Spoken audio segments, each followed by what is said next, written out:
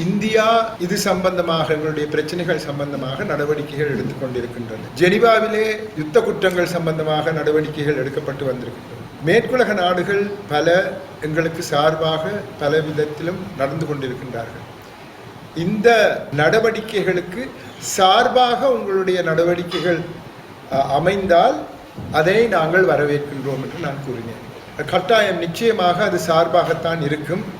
அதற்கு ஒரு முரண்பட்ட விதத்தில் நாங்கள் எதுவுமே செய்ய மாட்டோம் என்று அவர் ஒரு உறுதிமொழி அளித்ததை நான் உங்களுக்கு சுட்டிக்காட்ட வேண்டும். காணிகள் பறிபோய்விட்டன, காணிகளை அவர்கள் கையேற்க பார்க்கிறார்கள், காணிகளில் பயிரிடுகின்றார்கள், அதனுடைய பலனை அவர்கள் எடுத்துக்கொள்கின்றார்கள்.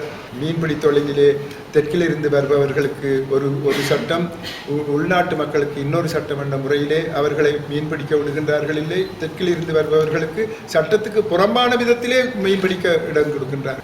பெண்களுக்கு பாதுகாப்பு இல்லை, நாளாந்த வாழ்க்கையிலே உள்ளிடுகின்றார்கள். எங்களுடைய வளங்கள் பறிபோய் கொண்டிருக்கின்றன என்று பலவிதத்திலும் எங்களுக்கு இப்பொழுது நடக்கும் பிரச்சனைகள் சம்பந்தமாக எடுத்துக்காட்டியிருந்தோம்.